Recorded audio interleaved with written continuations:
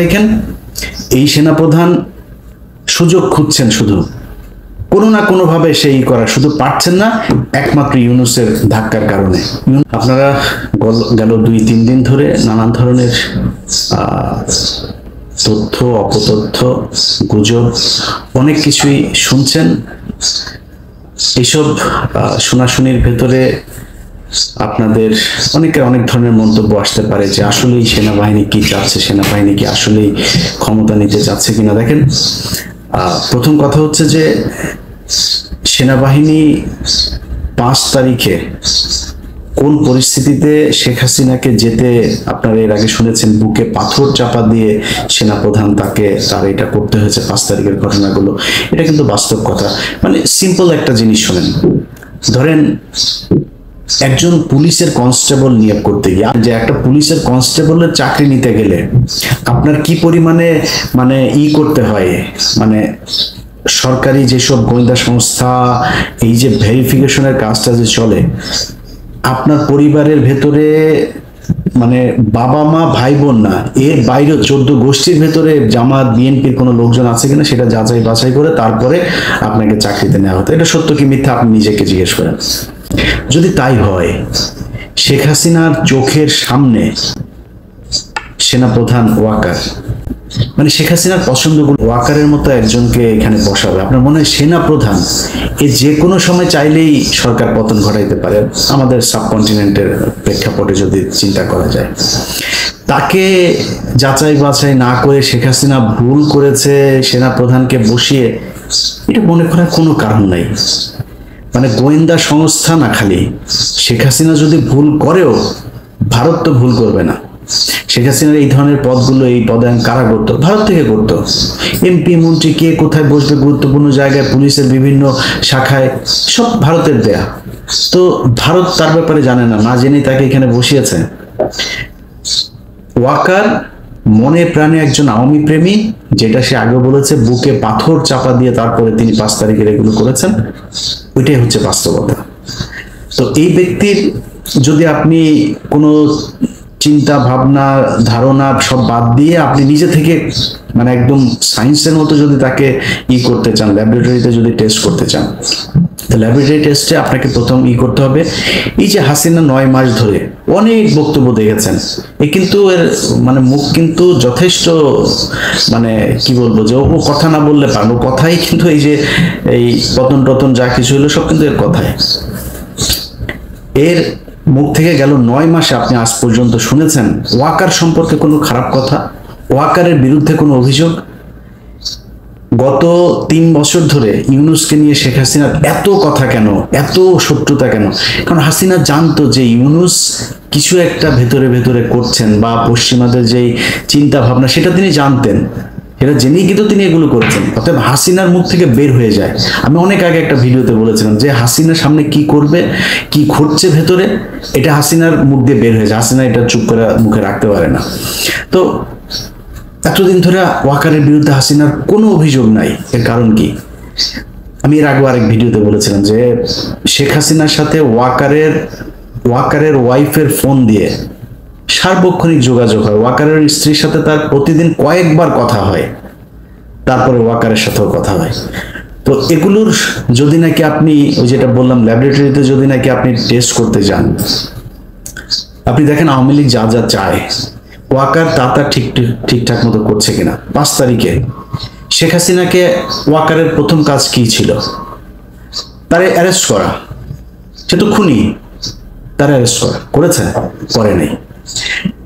এই যে আয়নাঘর থেকে তো সাথে সাথে বের করে দেওয়া দরকার ছিল, লোকজনরা যাইতে দেয় নাই। প্রথমেই তো তার এটা উচিত ছিল যে কোথায় কোথায় আছে, সে মনে করেন আয়নাঘরের এগুলো খালি জিয়াউল হাসান সবকিছু করেছে, আর কেউ সব ফেরেস্তা।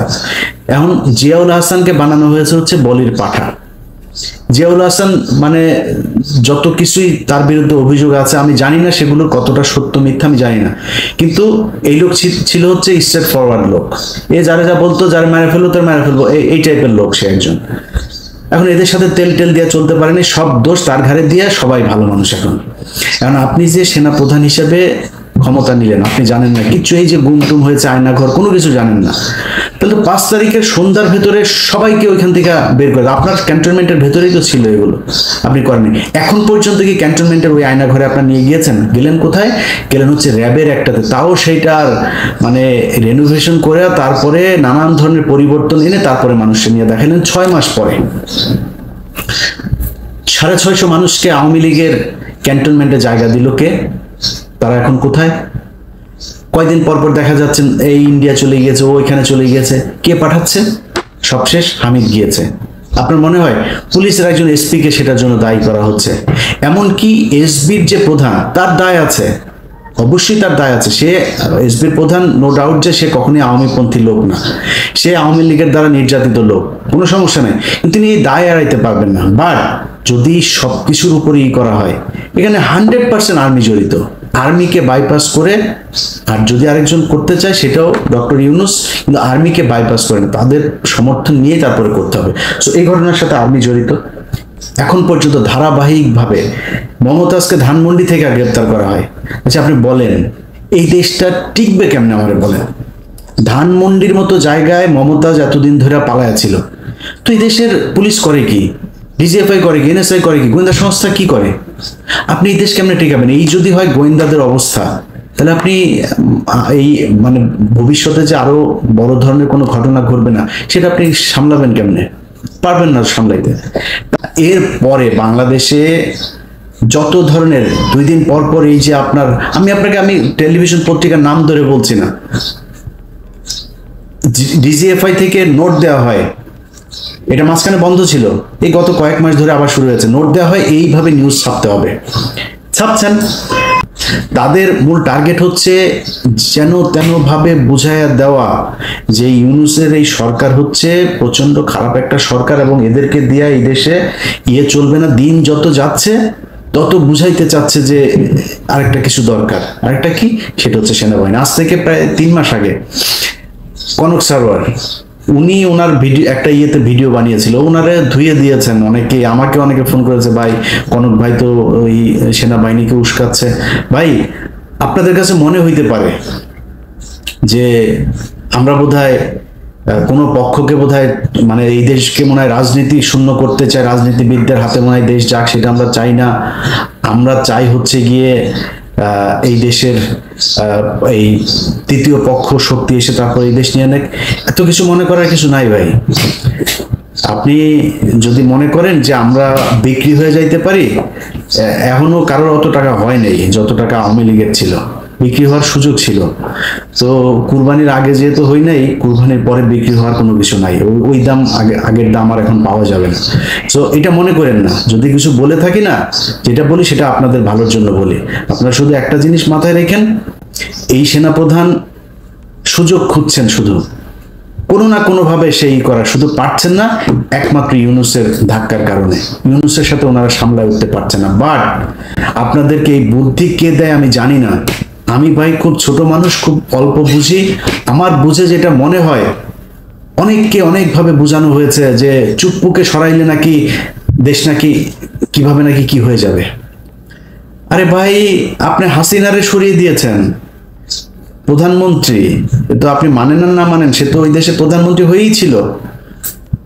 এখন প্রধানমন্ত্রী যদি নাকি অবৈধ হয়, তার ওটা যদি আপনি না মানেন, তো রাষ্ট্রপতি কোত্থেকে আসলো?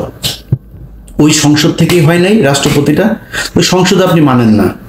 আপনি এই যে ইশরাককে আপনি বানাইতে দিচ্ছেন না, অনেকেই ফতোয়া দিচ্ছেন যে ইশরাককে বানানো যাবে না। কেন? কারণ হচ্ছে ইশরাক ওইটা যদি দেয় তাহলে তো ইশরাককে আবার আমাদের ওই নির্বাচনটা মেনে নেওয়া হবে। আর ভাই ইশরাককে নির্বাচন আপনার ওইটা দিতে বলছে কে?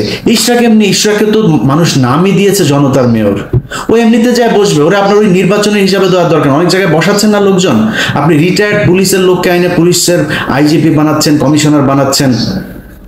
আর ইশরাকের মতো একজন মানুষকে, আপনি এত জনপ্রিয় একজন মানুষকে আপনি দিচ্ছেন না, আপনার সিটি কর্পোরেশনের মেয়র হইতে দিচ্ছেন না। তো এইসব মানে বানায় নিজেদের ভেতরেই করে। বিএনপি জামাতের ভিতরে বিশাল ফাটল। ভাই আপনি কি মনে করেন যে এই দেশে যদি নাকি ইন্ডিয়া আবার এই দেশের দখল নেয়, কন্ট্রোল নেয়, আপনার মনে হয় বিএনপি বা জামাত কাউকে মানে ছেড়ে দিল, এটা বিএনপির, ওরা কিছু বলিস না আমাদের লোক, এটা বলবে? বলবে যে জামাতের, ও জামাত আমাদের খুব করেছে, আমাদের মাফ করে দিয়েছে, জামাতের ওদের কিছু বলিস না মনে হয়?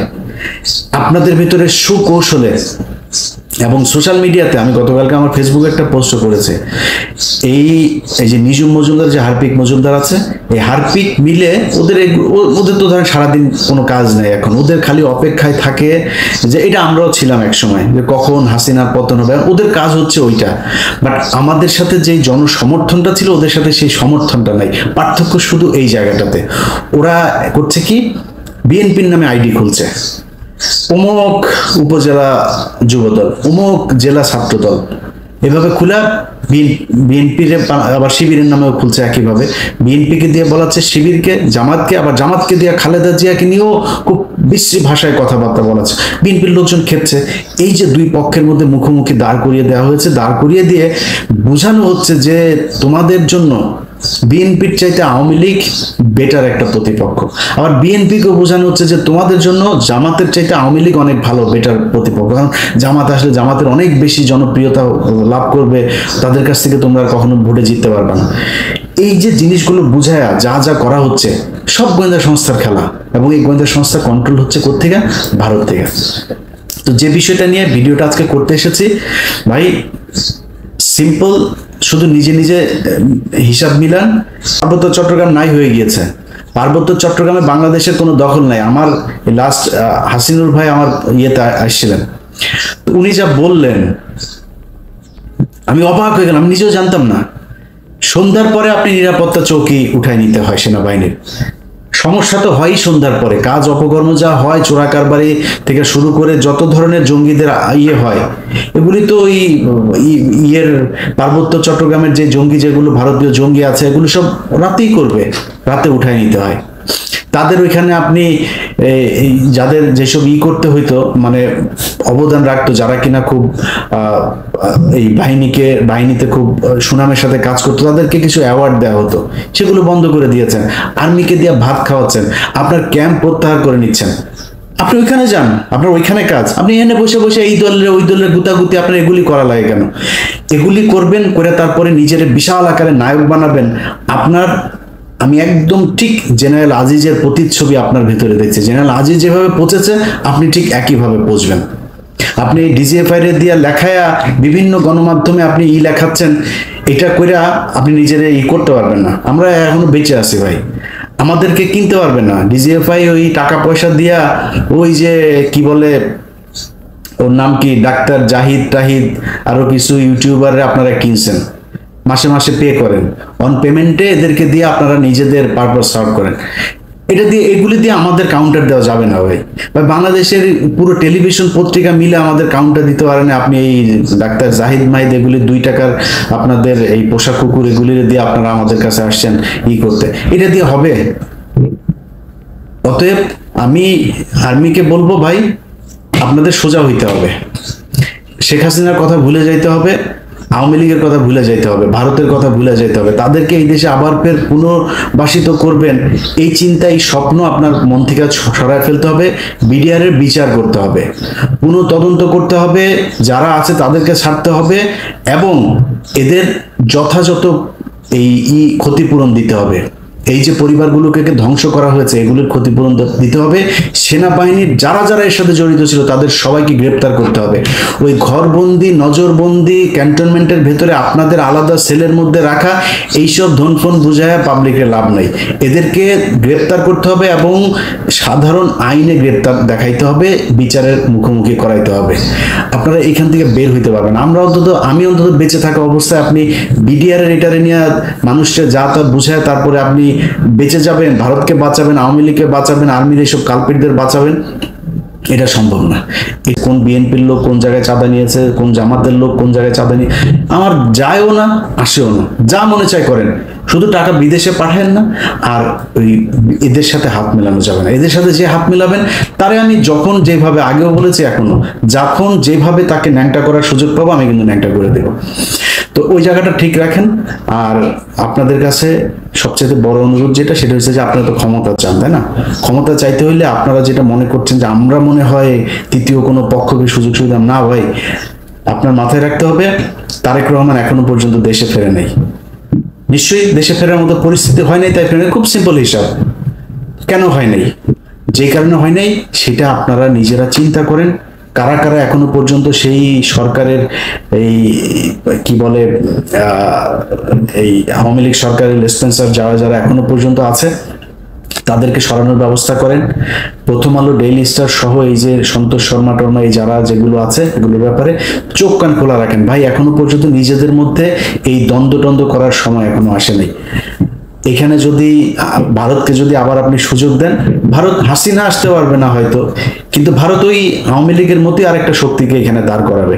তো সেটা যদি হয় আপনার মাথায় রাখতে হবে, আপনাদের বিএনপি করেন যারা, আপনাদেরকে ভাই পরীক্ষা নেওয়ার কিছু নাই। আপনারা এই গেল 15 বছরে যারা কিনা এখন নতুন করে আবার বিএনপিতে যোগ দিচ্ছেন তারা না, এই গত 15 বছর যারা বিএনপি করেছেন, সে ভালো খারাপ যা মনে চায় এইটা প্রমাণ করেছেন যে আপনি ভাই দেশপ্রেমিক, এবং ভারতের ব্যাপারে আপনি কোনো ছাড় দেন নাই। কিছু তো আছেই, বিএনপি জামাত এর মধ্যে কিছু আছে যারা কিনা ভেতরে ভেতরে তাদের সাথে যুক্ত ছিলাম, তাদের কথা বলছিলাম, কিন্তু বাংলাদেশের সংখ্যাগরিষ্ঠ বিএনপি জামাত পরীক্ষা দিয়ে এসছেন আপনারা। আপনাদের এই দেশের অনেক অবদান, আপনাদেরকে তুচ্ছ তাচ্ছিল্য করে আপনাদের বিরুদ্ধে কথা বলার ওই শক্তি সাহস কোনোটাই আমার নাই। আপনাদের কাছে খালি অনুরোধ ভাই, আল্লাহর ওয়াস্তে আওয়ামী লীগ এবং ভারত এই দুইটার ব্যাপারে আপনাদের সজাগ থাকতে হবে। আমার ব্যাপারে, আমাদের ব্যাপারে আপনাদের কোনো টেনশন করার দরকার নেই যে আমরা মনে হয় উস্কাচ্ছি কাউকে বা কোনো কিছু, এরকম কোনো কিছু না। এইখানে সেনাপ্রধান চাচ্ছে সে একটা সেনা শাসনের দিকে নিয়ে যাইতে, তার একটা বলয় তৈরি করতে, বিভিন্ন জায়গায় তার প্রভাব বিস্তার করতে। এটার ব্যাপারে আপনাদেরকে সজাগ থাকতে হবে। সেনাবাহিনীর কোনো ফাঁদে কেউ পা দেবেন না। সেনাবাহিনী যদি নাকি কোনো নোট দেয়, কোনো কিছু দেয়, আমি নিজেও এখন এই ব্যাপারে খুবই অ্যালার্ট। কোনো কিছু কেউ দিলেই আমি সেটা সেনাবাহিনীর পক্ষে বিপক্ষে কারোর এটা বলার ব্যাপারে আমি খুব চেক করে তারপরে করি। আপনারা সেটার ব্যাপারে সজাগ থাকবেন। আরেকটা জিনিস, যারা কিনা এখন উদীয়মান নেতা আছেন, আমাদের দেশের বুড়াগুলোর কাম শেষ, এগুলোর সবগুলোর ভিডিও টিডিও ওই ওদের হাতে আছে, এরা নড়চড় করতে পারবে না। উদীয়মান নেতা যারা আছেন ভাই, সরাসরি বলি, কেউ কিছু মনে করেন না, গার্লফ্রেন্ড আছে, মেয়ে মানুষের সাথে হোটেল টোটেলে যান, যেখানে যান যাই করেন, আমি ধর্ম ব্যবসা করতে আসি নাই ভাই, এটা করেন না। প্রথম কথা হয়েছে এটা করেন না। যদি করেন খুব সাবধানে, কার সাথে কথা বলেন সেগুলি খুব সাবধানে, কার কাছ থেকে টাকা নিচ্ছেন খুব সাবধানে, খুব হিসাব করে এগুলো করেন। কারণ আপনার এইটা দিয়ে আপনাকে বাধ্য করা হবে একটা কাজ করতে। আপনি যখন আপনার যখন একটা ভিডিও থাকবে, আপনার যখন একটা অডিও থাকবে, আপনার টাকা লেনদেনের কোনো একটা ডকুমেন্টস থাকবে, তখন আপনাকে দিয়ে যে কোনো কাজ করাইতে তাদের সুবিধা হবে যে তোমার এটা ছাড়া দেবো, তাতে এটা করো। সো ওই সুযোগটা আপনারা দিয়ে না। আমাদের উপরের যারা আছে সিনিয়র নেতা শেষ, সবার জীবন শেষ। এগুলো ইন্ডিয়ার কাছে ধরা, প্রথম আলোর কাছে ধরা। এই থেকে যদি সাবধানে না থাকতে পারেন, আপনি জীবনে কোনোদিন এই দেশে রাজনীতি করে আপনার নিজের যে ইচ্ছা, আমার বিশ্বাস অনেক মানুষ আছে, ইভেন আসিফ নজরুলের কথা বলি, আসিফ নজরুল নিজেও দাঁড়াইতে পারে না শুধুমাত্র এই একটা কারণে, সেটা হচ্ছে মেয়ে মানুষের ভিডিও টিডিও এগুলো তার আছে। আমার বিশ্বাস যে আসিফ নজরুল এমন একটা মানুষ, সে কিন্তু সম্মান চায়, সম্মানিত হয়ে সুন্দর করে কথা বলেন, তিনি পারেন না, ওই একটাই কারণ। অতএব উদীয়মান যারা আছেন তারা খুব সাবধানে, সামনের সময়গুলো ভাই খুব ক্রিটিক্যাল। আমরা চাই ইউনূস একটা সুন্দর পরিস্থিতির ভেতর দিয়ে নির্বাচন দিবে, এবং সেই নির্বাচনটা যত দ্রুত সম্ভব তত দ্রুত দিবেন, যাতে এই দেশে নির্বাচিত একটা সরকার আসতে পারেন এবং সেই সরকারের অধীনে আমাদের দেশ চলবে।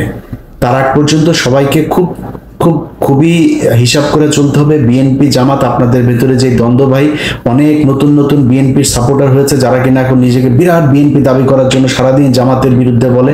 জামাতের কিছু পক্ষের লোকজন এসে যারা সারাদিন, আমি ভাই জামাতের নেতা তারেক রহমান, শফিকুর রহমান, সবাই নিয়ে যা মনে চায় বলবো, আমার যদি কোনো কিছু বলতে ইচ্ছা করে আমি বলবো।